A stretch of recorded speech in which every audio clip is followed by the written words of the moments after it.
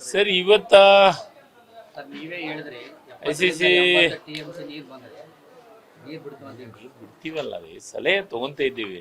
ಈಗ ನಾನೇ ಎಲ್ಲ ನಿರ್ಧಾರ ಮಾಡಿದ್ರೆ ಮತ್ತೆ ರೈತರನ್ನ ಯಾಕೆ ಕರಿಬೇಕು? ರೈತರು ಕರ್ದೀನಿ, ಮುಖಂಡರು ಕರ್ದಿರಿ, ಅವ್ರ ಸಲಹೆ ತಗೊಂತೀನಿ, ಎಷ್ಟು ನೀರಿದೆ ಎಲ್ಲದ ಮಾಹಿತಿ ತಗೊಂತೀನಿ. ಮಾಹಿತಿ ತಗೊಂಡ್ಮೇಲೆ ನಿರ್ಧಾರ ಮಾಡಿಸಿ ಒಟ್ಟಾರೆ ನಮ್ಮ ರೈತರಿಗೆ ಒಳ್ಳೆ ಸುದ್ದಿಯನ್ನು ಕೊಡುವ ಪ್ರಯತ್ನಗಳನ್ನ ಮಾಡ್ತೀನಿ.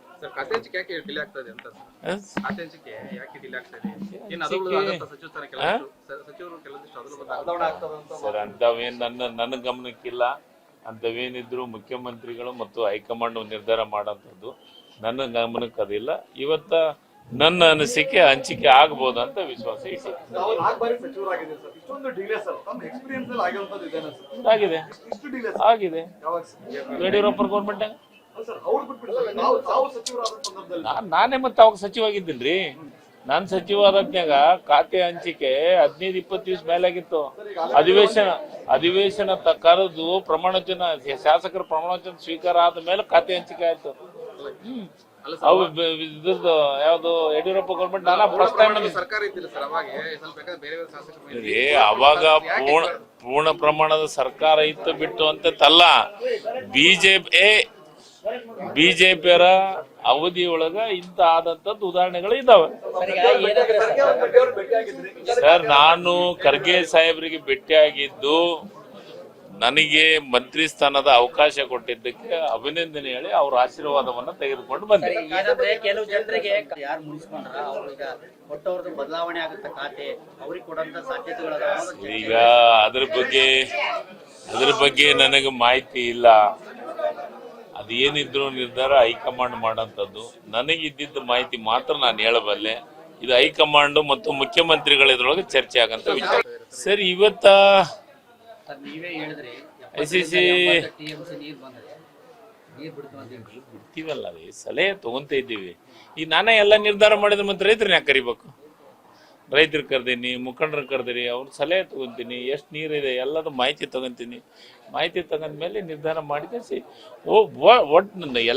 ಒಟ್ಟಾರೆ ನಮ್ಮ ರೈತರಿಗೆ ಒಳ್ಳೆ ಸುದ್ದಿಯನ್ನು ಕೊಡುವ ಪ್ರಯತ್ನಗಳನ್ನ ಮಾಡ್ತೀನಿ.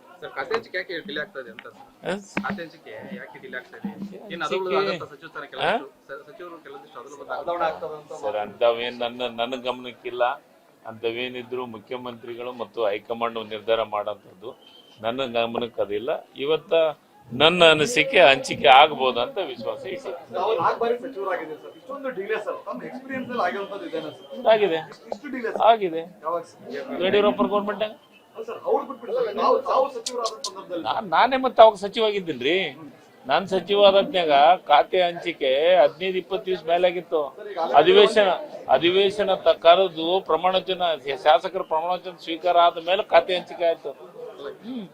ಅವು ಇದ್ರದ್ದು ಯಾವ್ದು ಯಡಿಯೂರಪ್ಪ ಗೌರ್ಮೆಂಟ್ ನಾನು ಫಸ್ಟ್ ಟೈಮ್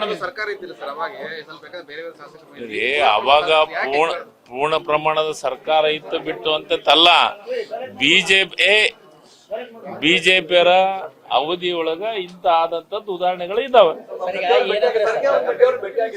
ಸರ್ ನಾನು ಖರ್ಗೆ ಸಾಹೇಬರಿಗೆ ಭೇಟಿಯಾಗಿದ್ದು ನನಗೆ ಮಂತ್ರಿ ಸ್ಥಾನದ ಅವಕಾಶ ಕೊಟ್ಟಿದ್ದಕ್ಕೆ ಅಭಿನಂದನೆ ಹೇಳಿ ಅವ್ರ ಆಶೀರ್ವಾದವನ್ನ ತೆಗೆದುಕೊಂಡು ಬಂದೆ. ಕೆಲವು ಜನರಿಗೆ ಯಾರು ಮುನಿಸ್ಕೊಂಡ್ರ ಅವ್ರಿಗೆ ಕೊಟ್ಟವ್ರದ್ದು ಬದಲಾವಣೆ ಆಗುತ್ತೆ ಖಾತೆ ಅವ್ರಿಗೆ ಕೊಡುವಂತ ಸಾಧ್ಯತೆಗಳು. ಈಗ ಅದ್ರ ಬಗ್ಗೆ ನನಗೆ ಮಾಹಿತಿ ಇಲ್ಲ. ಅದೇನಿದ್ರು ನಿರ್ಧಾರ ಹೈಕಮಾಂಡ್ ಮಾಡೋಂಥದ್ದು ನನಗಿದ್ದಿದ್ದ ಮಾಹಿತಿ ಮಾತ್ರ ನಾನು ಹೇಳಬಲ್ಲೆ. ಇದು ಹೈಕಮಾಂಡ್ ಮತ್ತು ಮುಖ್ಯಮಂತ್ರಿಗಳ ಇದ್ರೊಳಗೆ ಚರ್ಚೆ ಆಗಂತ ವಿಚಾರ.